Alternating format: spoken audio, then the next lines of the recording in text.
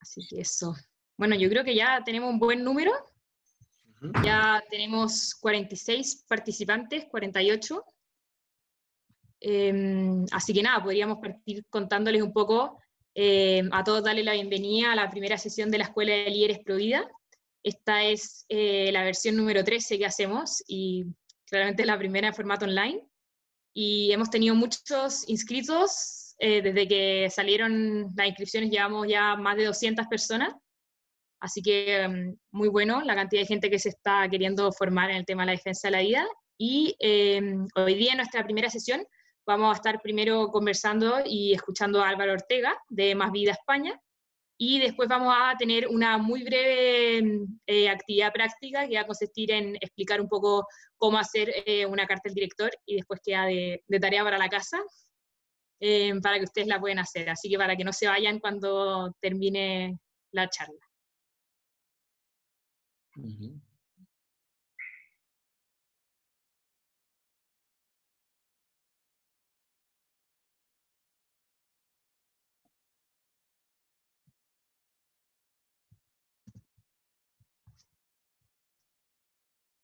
Bueno, contarles también para los que están preguntando que esta modalidad de Zoom, ustedes no pueden prender la cámara ni el micrófono, así que no se preocupen, no se ve nadie. Pero después lo que sí pueden hacer, que es abajo, al lado del chat, pueden hacer preguntas, y después más al final vamos a pasar una parte de pregunta y respuesta, así que ojalá que las puedan ir haciendo durante la charla, escribirlas ahí en la sección que da Zoom de preguntas y respuestas, para que también nos lleguen a nosotros y después se las podamos hacer a Álvaro.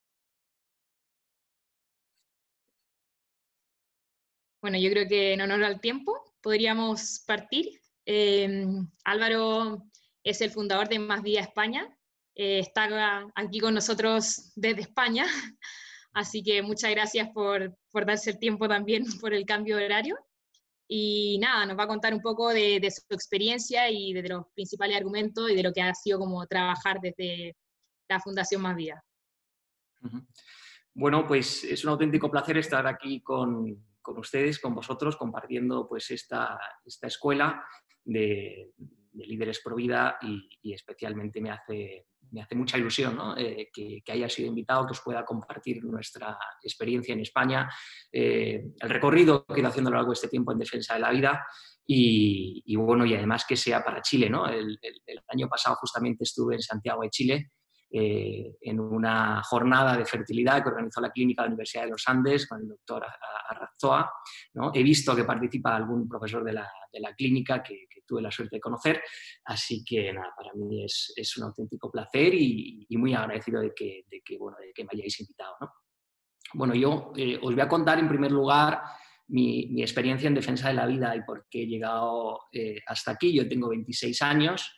Y bueno, y me inicié en la causa pro vida muy jovencito, tenía 14 años, y fue un momento en el que pues, en España empezó a debatirse una nueva ley del aborto, ¿no? Para poner un poquito en contexto, en España antes de 1985 el aborto pues, era ilegal, no estaba permitido bajo ninguna circunstancia, y fue en 1985 cuando pues, el gobierno de España pues, impulsó una ley que lo que hacía era despenalizar el aborto en tres supuestos, ¿no? En el supuesto de para grave riesgo de la salud de la mujer, para de malformaciones en el feto o en el caso de violaciones, ¿no? ¿Qué ocurría? Pues que en el grave riesgo para la salud de la mujer pues, era un gran coladero, ¿no? Porque se incluía un riesgo para la salud psicológica de la mujer, ¿no? Entonces, pues claro, era muy fácil conseguir médicos, psiquiatras, psicólogos que certificasen que esa mujer pues, estaba pasando por un trauma debido al embarazo y permitiesen, en ese caso, el aborto, ¿no? Estábamos en cifra de aborto de 100.000 abortos al año aproximadamente, ¿no? Fue en el año 2009 cuando pues, un nuevo gobierno socialista pues impulsó un nuevo debate, ¿no? Ellos proponían que se impulsase una ley de aborto libre en España, ¿no? sin sin ninguna restricción y sin ningún tipo de cortapisa hasta las 14 semanas de gestación, ¿no? De hecho, en todo ese debate que se generó en el año 2009 en España, pues una célebre ministra pues, llegó a decir pues, que hasta las 14 semanas el feto pues, no se puede considerar una vida humana, ¿no? Pues ahora, más adelante lo abordaremos si se puede considerar, si no, bueno, además he visto que doctores muy reputados de Chile os van a hablar sobre esto en mayor profundidad, ¿no? Pero bueno, vamos a abordar unas líneas en esta charla, ¿no? Bueno, pues en el año 2009, como digo, ante todo este debate que se impulsó en España, pues yo me sentí muy apelado y me sentí llamado a iniciarme en esta defensa, ¿no? En esta defensa de la vida, ¿no? Porque consideraba y considero que la defensa que la defensa de la vida humana es el principal derecho y el principal valor de todo ser humano.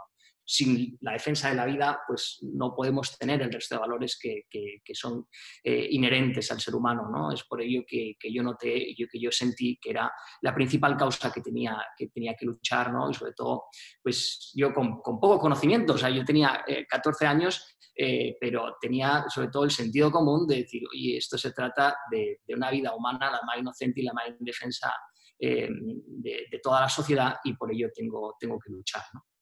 Bueno, pues el aborto se legalizó finalmente en el año 2010 con la ley del aborto libre en España, ¿no? Y entonces, pues bueno, yo me inicié en un movimiento pro vida en Jaén. Yo soy de Andalucía, del sur de España, y allí, pues a los 15 años, pues ya empecé a liderar un movimiento en el que me metí en defensa de la vida, ¿no?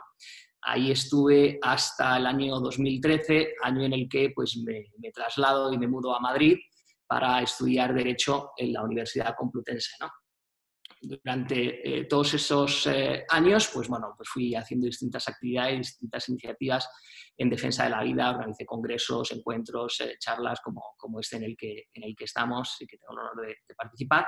Y fue en el año 2013 cuando bueno, pues me traslado a Madrid y se vuelve a reanudar un nuevo debate alrededor del aborto y de defensa de la vida, ¿no? En aquel entonces fue un gobierno conservador el que impulsó un anteproyecto de ley que se llama Protección de la vida del concebido y de los derechos de la mujer embarazada, ¿no? Para nosotros el movimiento pro vida pues era todo un logro, ¿no? En el que no se hablase de aborto en el título de la ley, que no se hablase de interrupción voluntaria del embarazo, como se ha venido a instaurar, porque en primer lugar no se puede considerar una interrupción, ¿no? O sea, estamos muy acostumbrados al interruptor de la luz. La acción del interruptor te permite luego volver a reanudar esa acción, pero sin embargo en el aborto no se puede reanudar, ¿no? Estás acabando con la vida de un ser humano, el más inocente e indefenso, como hablábamos, y que no hay opción de volver a recuperarlo, ¿no?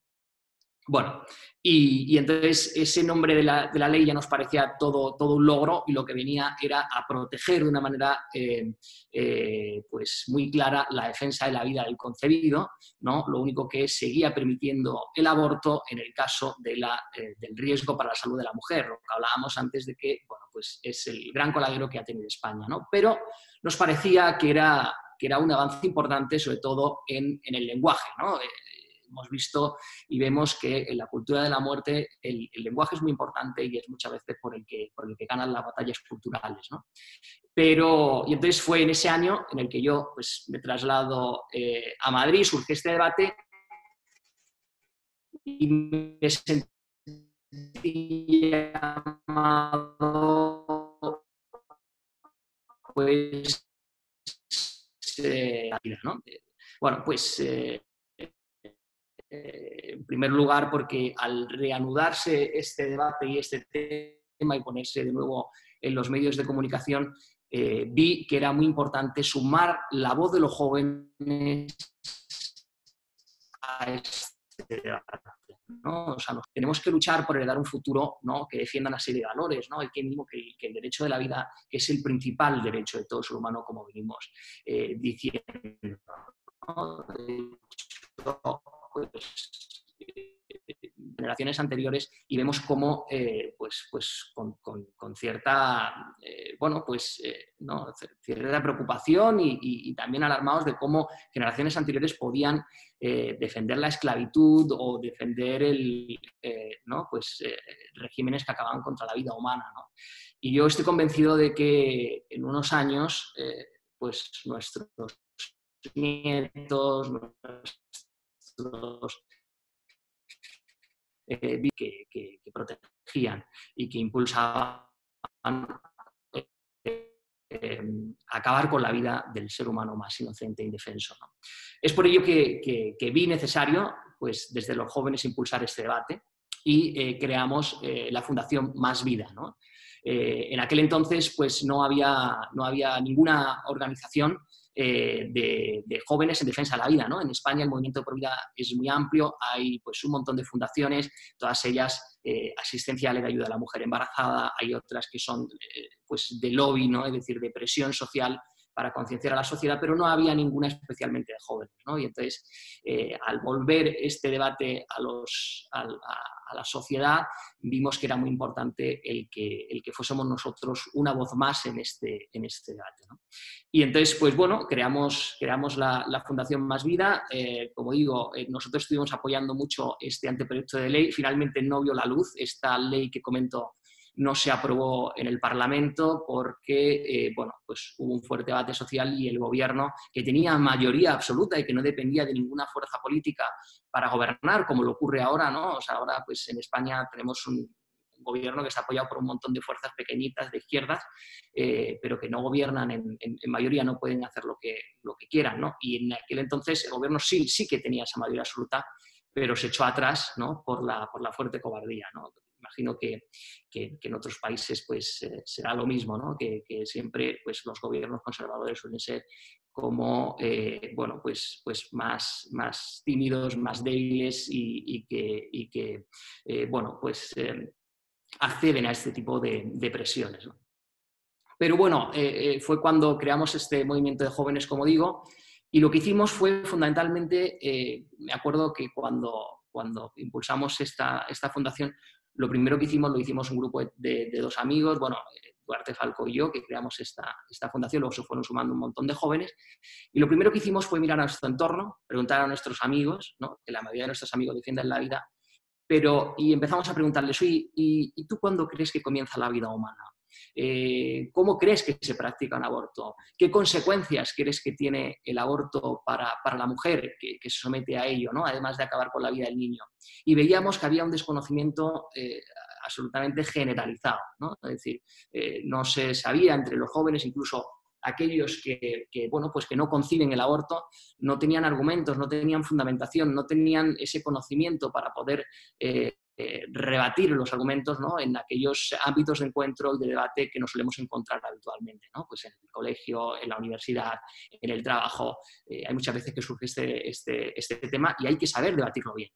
Entonces es por ello que decidimos que lo primero que teníamos que hacer era formar a los jóvenes, ¿no? Es decir, impulsar una línea de formación que sea, pues, prolongada en el tiempo, y así lo hicimos, ¿no? O sea, a lo largo de este tiempo nosotros lo que hacemos es siempre, pues, invitamos a personalidades, ¿no? A médicos, a personas de distintas áreas para que nos formen, como estáis haciendo precisamente en este encuentro, y luego somos los jóvenes los que vamos a los colegios, las universidades, a dar esta formación que hemos recibido en este tipo de encuentros y de congresos, ¿no? Nuestra experiencia ha sido muy positiva porque en el momento en el que vas a un colegio y, bueno, pues ves a un chaval que se puede asemejar a ti, que tiene solo un par de años más que tú, pues siempre te llama más la atención, ¿no? Y al final conectas más que si lo hace, pues, tu profesor o lo hace tu padre, ¿no? En el que estamos acostumbrados, pues que siempre nos dan consejos y demás, pero lo miramos de otra manera y de otro prisma, ¿no?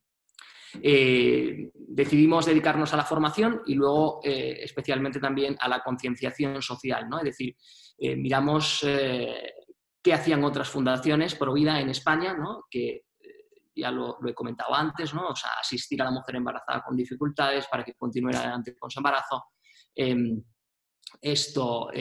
Hacer presión social y demás, y nosotros vimos que como jóvenes teníamos un capital humano importante, tenemos mucha ilusión, muchas ganas, mucho entusiasmo, podemos dedicar parte de nuestro tiempo, y lo que hicimos fue decir, oye, pues vamos a sumar, a contribuir dentro de este movimiento Provida, ¿no? Y para ello, pues decidimos que lo que íbamos a hacer es campañas solidarias, ¿no? A beneficio de mujeres embarazadas con dificultades, ¿no? Y entonces impulsamos campañas como Ser Madres la Leche, que es de recogida de leche maternizada para madres sin recursos; Ser Papás es un regalo, que es una campaña que hacemos en Navidad de recogida de juguetes para aquellos niños pues, que no tienen la suerte de tener un Día de Reyes en el que se van a encontrar muchos regalos como podemos tener cualquiera de nosotros, ¿no?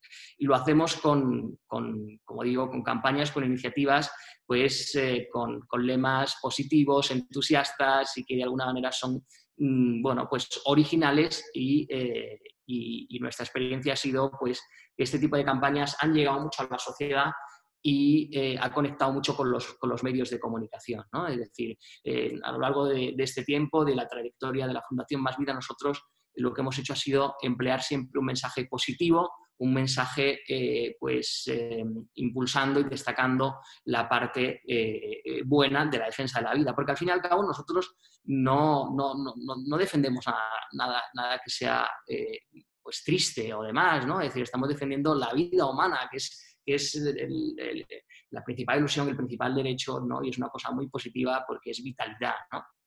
Entonces es por ello que nosotros al final impulsamos iniciativas que lo que hacen es destacar lo positivo de la vida, la maternidad también, ¿no? Es decir, siempre contamos con testimonios de mujeres pues, que a pesar de haberse quedado embarazadas muy jóvenes, pues han seguido adelante con su embarazo, ¿no? Y han tenido pues, esa valentía, ¿no?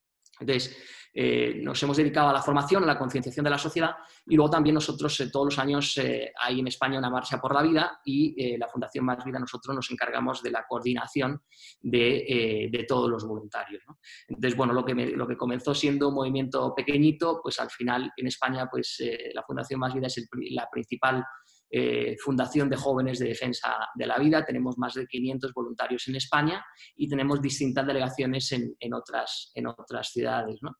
Y esto pues lo hemos conseguido pues yendo, como digo, pues a colegios, universidades, hablando bien de defensa de la vida, ¿no? Bueno, y hemos visto que los jóvenes cuando se forman y cuando conocen la realidad se comprometen y deciden pues ser activistas, ¿no? y contribuir a este tema, además que este es un tema maravilloso y muy bonito, ¿no? Y bueno, pues llevamos ya 7 años en España con bastante éxito, ¿no? Y bueno, pues yo quería compartiros esta trayectoria, esta experiencia de defensa de la Fundación Más Vida aquí en España. Luego, en el año 2017, esto ya entra dentro de mi ámbito profesional, conocí una alternativa a las técnicas de reproducción artificial, que es la naprotecnología, que no sé si habéis oído hablar de ello, pero es un procedimiento médico desarrollado en Estados Unidos que lo que consiste es en diagnosticar todos los problemas de salud que están afectando la fertilidad del hombre y de la mujer. Y una vez que se hace un diagnóstico absolutamente exhaustivo y amplio, pues se puede aplicar un tratamiento personalizado y exhaustivo, ¿no? Y con ello pues conseguir sanar al hombre y a la mujer para llegar a un embarazo natural, ¿no?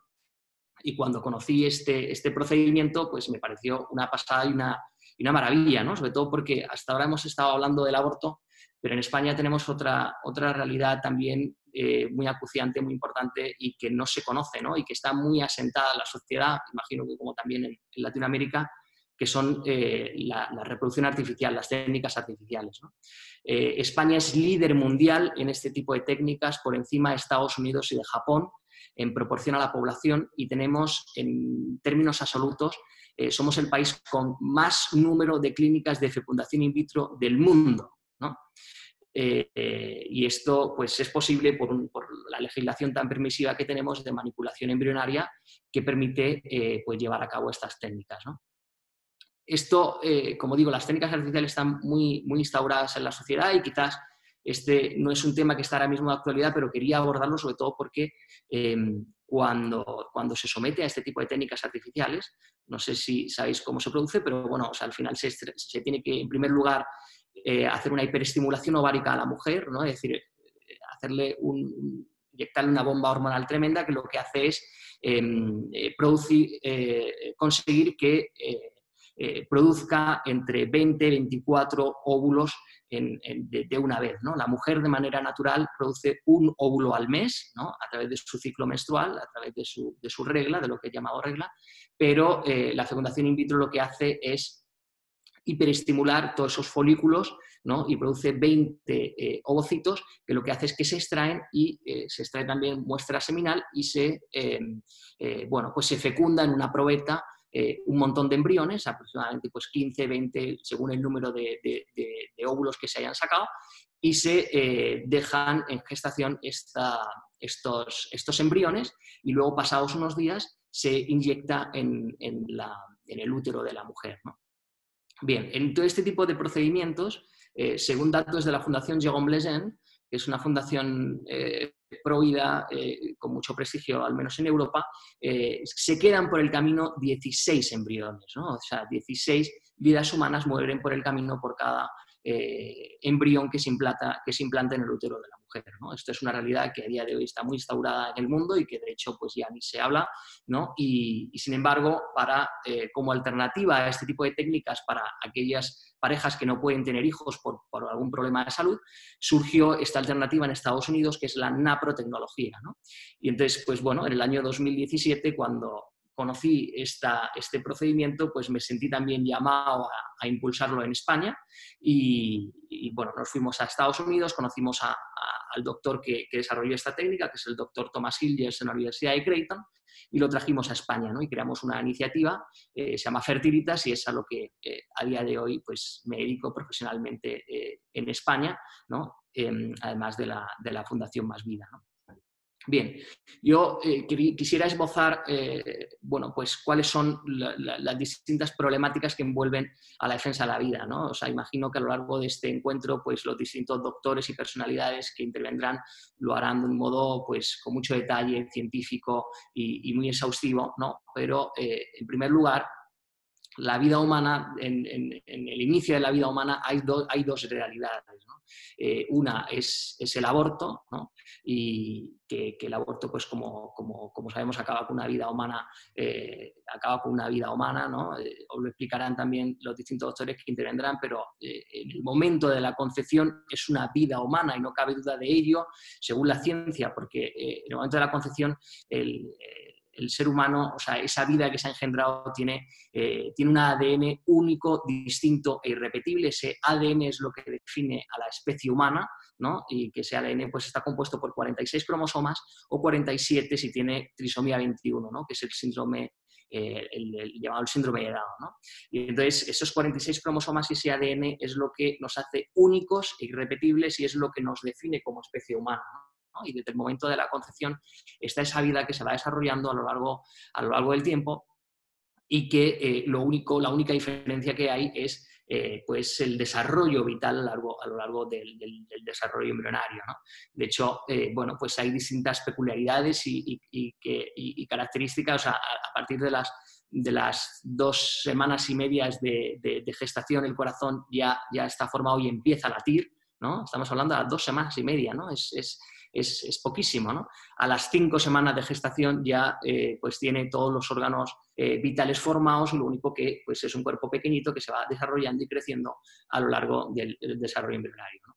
El ser humano, el ser humano, su crecimiento más exponencial y más rápido lo tiene en el vientre de la madre, en el desarrollo embrionario, ¿no? Es el momento en el que pues, el humano crece más rápido y en cuestión de días, en cuestión de horas, el crecimiento es rapidísimo y de repente pues, surgen las piernas, los brazos, la cabeza, la médula espinal, ¿no? Y es absolutamente increíble, ¿no? Es como ese desarrollo embrionario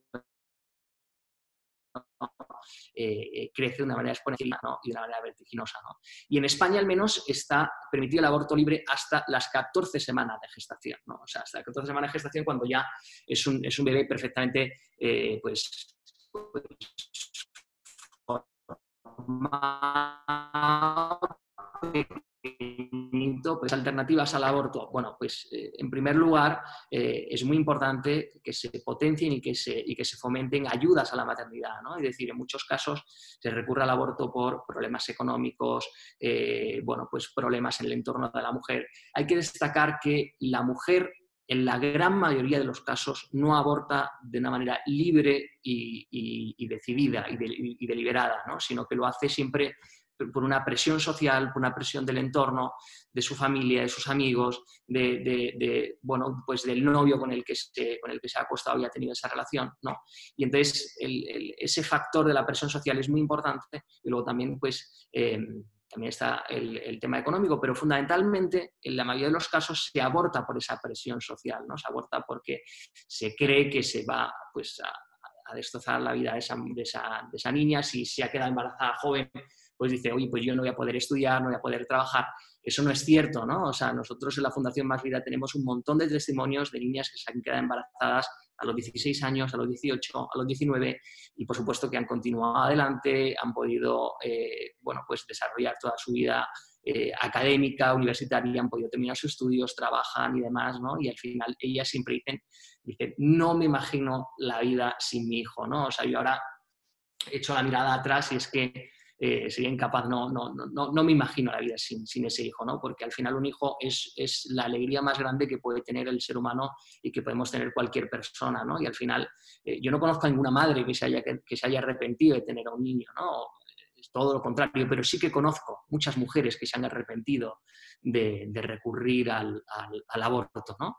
De hecho, pues yo muchas veces he ido a las puertas de las principales clínicas abortistas y ves como cuando salen de abortar pues están sumidas en un profundo dolor, muchas de ellas están llorando, se apoyan en el capó de los coches, no pueden continuar adelante con su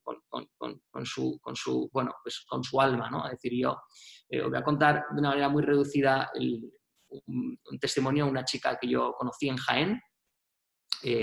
Yo pues era una chica que conocí debatiendo sobre el aborto precisamente.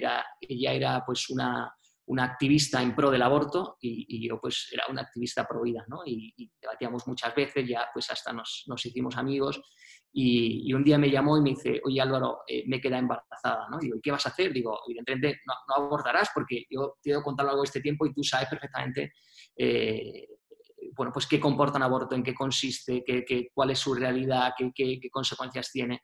Y dijo, no, voy a abortar. No conseguí convencerla porque al final ella pues formaba parte de ese movimiento pro aborto, ¿no? Y para ella era un acto heroico el que se hubiese quedado embarazada y el que abortase, ¿no? Yo le pedí un favor, digo, me voy a pedir un único favor, y es que me permitas que te acompañe a la puerta de la clínica abortista donde te vas a realizar el aborto, ¿no?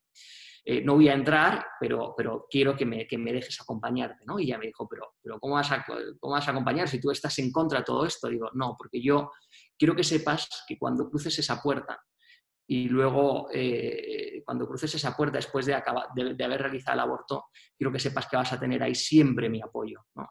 Tanto si realizas el aborto como si no lo realizas, y que siempre te voy a acompañar ahí, porque hay una realidad muy importante también, y es el síndrome posaborto, ¿no? Porque al final la mujer tiene un instinto maternal. Cuando se queda embarazada le nace un instinto maternal y ella sabe que es madre, ¿no? Se puede intentar ocultarlo pues con falsas creencias o, bueno, intentando tapar esa realidad, pero al final para la madre, nosotros los que somos hombres pues nunca lo vamos a vivir, pero al final quienes sois mujeres sabéis perfectamente o sabréis lo que es eso cuando os quedéis embarazadas, ¿no? Que al final y el notar y saber que tienes la vida de tu hijo en tu vientre pues es una sensación muy fuerte, ¿no?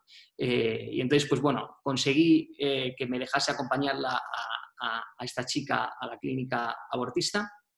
Entró en la clínica, se sometió al aborto, y cuando salió me acuerdo que estaba buscándome desesperadamente, estaba llorando, y cuando me vio se abalanzó a mí, empezó a gritar, Álvaro, han matado a mi hijo, han matado a mi hijo, ¿no? Y yo me preocupé, me asusté y digo, ¿qué te ha pasado ahí dentro?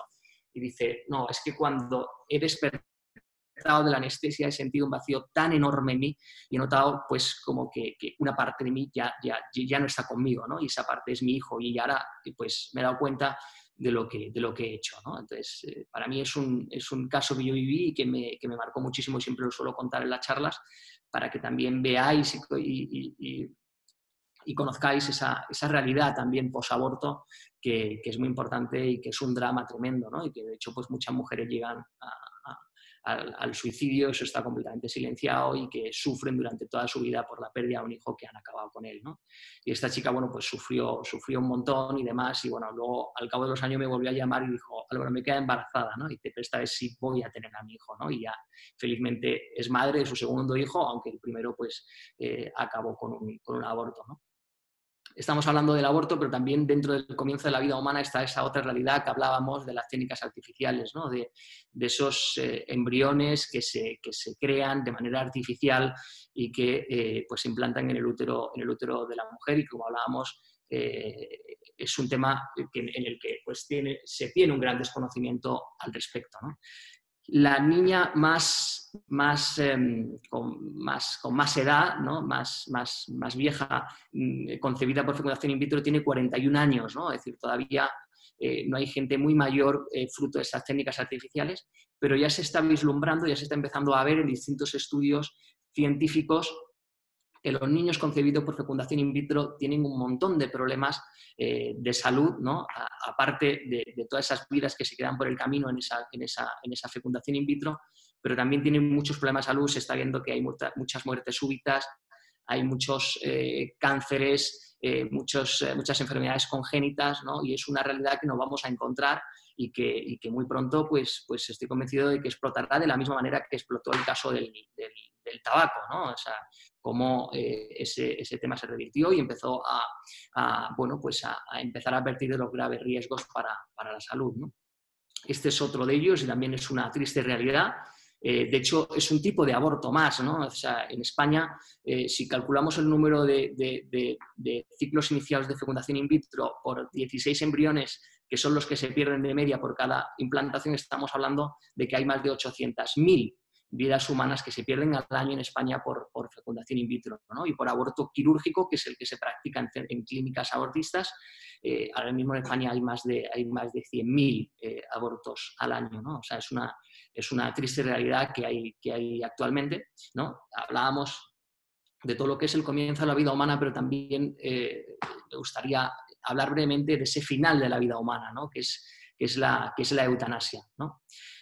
Hablábamos que frente al aborto la alternativa es acompañamiento, ayudar, escuchar a todas esas mujeres que se quedan embarazadas y que se plantean el aborto, ¿no? Es decir, seguro que allí en Chile hay muchas fundaciones pro vida asistenciales, vosotros seréis una de ellas, y hay muchas ayudas. Lo que tenemos que hacer ante un caso que nos encontremos una mujer que se plantee el aborto es pues mandarle a todas estas fundaciones pro vida para que sean asistidas, para que sean acompañadas y para que puedan seguir adelante, ¿no? Hablábamos de la fecundación in vitro, que su alternativa es la naprotenología, es un procedimiento médico pues poco extendido todavía en el mundo, pero me consta allí en Chile, de hecho está el doctor José Antonio Arraztoa, que es formado en naprotenología, él es jefe de la unidad de ginecología de la clínica de la Universidad de los Andes, quien tuve la suerte de conocer y que pues mantenemos cierta amistad.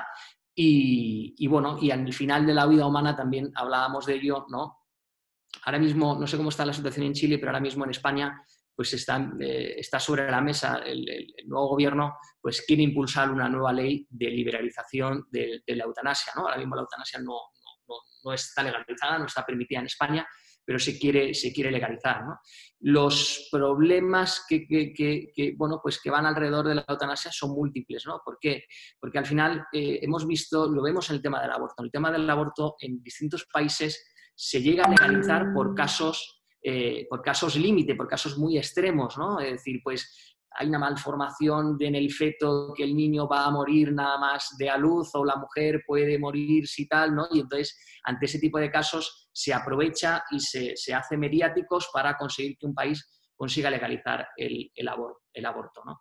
Es lo mismo lo que ocurre en el tema de la eutanasia, ¿no? Se nos ponen casos límites, casos muy extremos de alguien que esté pues absolutamente paralítico, tal, que no se pueda mover, enclaustrado en una cama, en estado vegetal, y dices, ¿cómo no le vas a conceder a esta persona la eutanasia? Bueno, pues es que, vamos a ver, al final de la vida humana también hay una alternativa frente a esta eutanasia, que son los cuidados paliativos. Los cuidados paliativos son procedimientos médicos intensivos que lo que hacen es pues, paliar el dolor en el final de la vida humana y hacer que sea pues, más llevadero, ¿no? y que esa persona pueda tener un final digno, ¿no? Un final digno, pero además natural, es decir, que no está interviniendo el hombre de una manera artificial para acabar con esa vida humana, ¿no?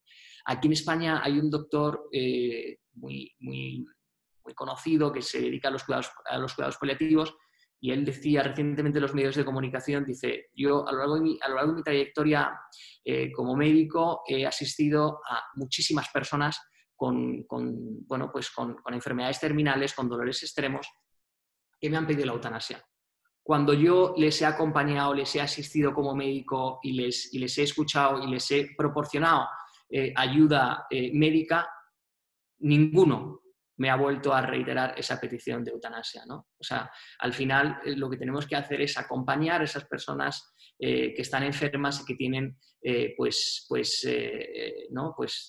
un dolor, un sufrimiento en el final de su vida, y al final esas personas lo que están reclamando, o sea, cuando piden la eutanasia es una llamada de auxilio, es una llamada de una petición de ayuda, ¿no? De, oye, ayudadme porque no me siento acompañado, ¿no? Y está demostrado que cuando a esas personas se les acompaña, se les cuida, se les atiende, pues desisten de esa petición de eutanasia, ¿no? Un grave riesgo que comporta la eutanasia es que ante esos casos límites que hablábamos y que son los que se utilizan para aprobar este tipo de medidas y de procedimientos, al final lo que se acaba generando, ¿no? y el grave peligro que tiene eso es que al final nosotros no seamos dueños de nuestra vida, ¿no? y que corramos el riesgo de pues que nosotros cuando seamos mayores y que con cualquier enfermedad que acabemos hospitalizados, y si en algún momento no podemos decidir por nosotros, que otros decidan por nosotros, ¿no? O sea, que lo decida un médico, que lo decida un funcionario, que lo decida el Estado, ¿no? Y al final eso es un peligro terrible, ¿no? Es lo que se hacía en el nazismo precisamente, ¿no? O sea, al final se está deshumanizando a la persona, al ser humano, ¿no? y se está relativizando su vida, ¿no? Entonces, es por ello que, bueno, pues nosotros tenemos unos desafíos muy importantes, ¿no? Aquellos que defendemos la vida y que estamos en este movimiento, tenemos que luchar precisamente por fomentar, por difundir y por apoyar todas estas alternativas que hemos ido hablando dentro de lo que es la cultura de la vida, ¿no? Y tenemos un aspecto maravilloso que es la maternidad, ¿no? Esa madre, tenemos que potenciarlo, tenemos que pues hacer distintas campañas para pues sacar todos esos aspectos positivos de la maternidad y de esa vida humana, de ese niño que se concibe en el mundo.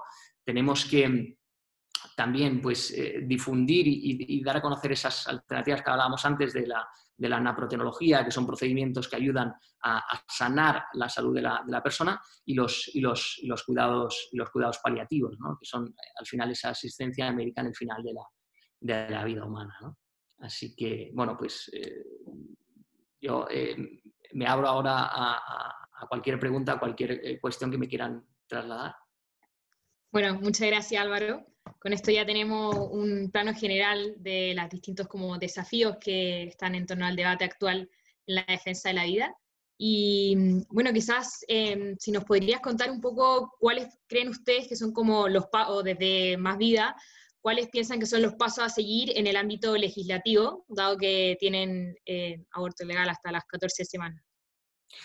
Bueno, fundamentalmente nosotros lo que siempre hemos defendido cuando se impulsó este anteproyecto de ley que hablaba de protección de la vida del concebido y de los derechos de la mujer embarazada, que era una ley que finalmente no se aprobó en España y que fue la que impulsó el que bueno, pues un grupo de jóvenes decidiésemos crear la Fundación Más Vida.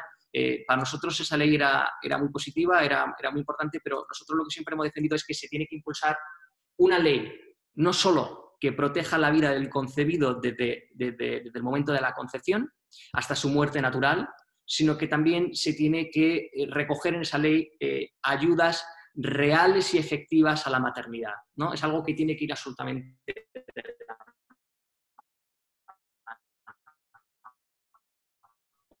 una parte natural, protegerlo de una manera jurídica e importante. Nosotros aquí en España, pues la propia Constitución, nuestra propia Carta Magna, reconoce el derecho a la vida, ¿no?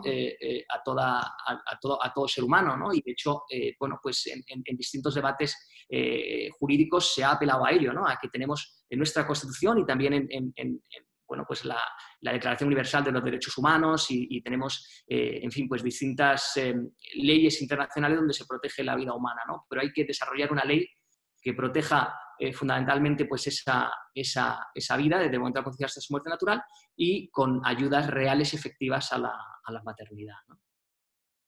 Perfecto, toda la razón.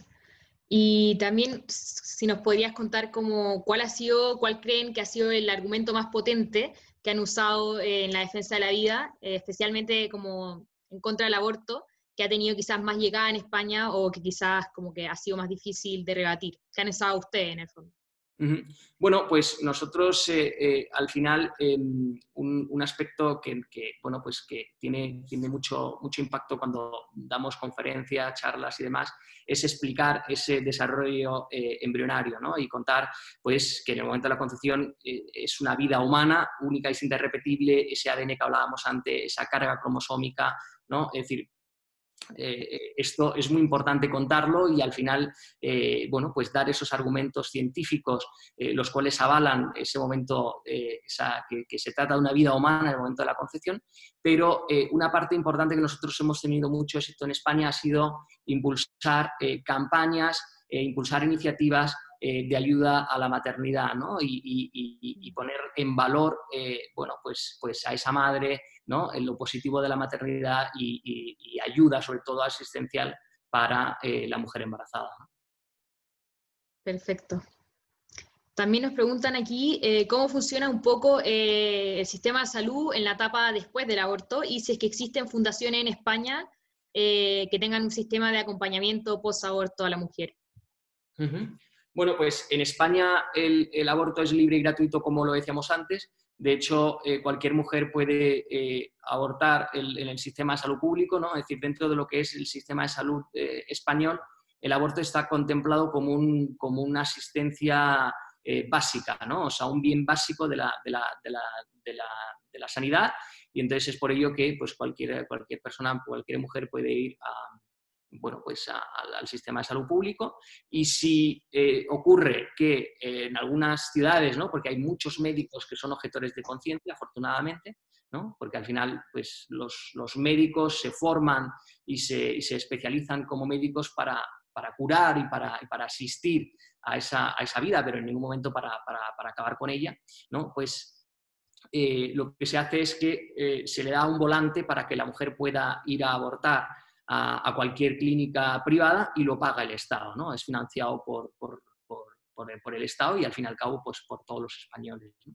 Entonces, el posaborto, bueno, pues aquí, bueno, en España yo creo que en ningún sitio está reconocido ese síndrome posaborto, ¿no? Aunque los psiquiatras y los psicólogos cada vez hablan más de ello y alertan de que es un síndrome pues que realmente tiene fundamentación y que debe ser tratado.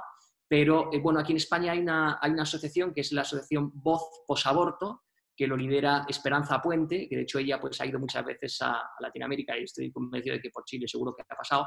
Es una mujer que abortó hace 20 años, ¿no? Y que se arrepintió de su aborto y que tras abortar y darse cuenta de esa realidad, pues decidió dedicar el resto de su vida a ayudar a otras mujeres para que no se viesen sometidas al aborto y a aquello que ella pues, tuvo que hacer, ¿no? Bueno, yo creo que aquí una última pregunta para ir cerrando, un poco juntando varias que han llegado, es que hoy en Chile existe el aborto en 3 causales, como en las que tú explicabas que tenían en España en 1985, creo, y un poco cómo podríamos como argumentar o qué línea seguir para que no se llegue al aborto libre. Bueno, pues es todo un reto realmente que tenéis allí en Chile, pero bueno, fundamentalmente yo creo que es muy importante que vosotros como jóvenes suméis vuestra voz a este debate y fundamentalmente que luchéis y que por visualizar que pues se trata de una vida humana desde el momento de la concepción. Yo creo que es muy bueno, en lugar de mostrar imágenes de fetos abortados, yo creo que se pueden mostrar imágenes pues, de embriones, del desarrollo embrionario, ¿no? De cómo es ese crecimiento exponencial que hablábamos antes en el ser humano, ¿no? y luchar fundamentalmente por ello. No hemos hablado del aborto en casos específicos como la violación o malformaciones o demás, que imagino que lo hablaréis a lo largo de este encuentro, pero realmente hay que defender la vida bajo toda circunstancia y en cualquier momento, ¿no? O sea, yo creo que eso es absolutamente muy importante y que deis la batalla en ese sentido, ¿no? O sea, para nosotros tenéis todo nuestro apoyo, todo nuestro ánimo, mucha fuerza y nada, aquí tenéis también unos hermanos para poderos apoyar en este sentido de España, ¿no? Buenísimo. Bueno, muchas gracias Álvaro por darte el tiempo en las vacaciones y también por este plano general de los desafíos que tenemos. Ahora vamos a pasar a sacar una foto para que vayan activando su cámara. Somos varios, llegamos a ser 80 conectados, así que muchas gracias a todos por conectarse a la primera charla de la Escuela de Líderes. Ahora pueden ir prendiendo la cámara para sacar la foto final.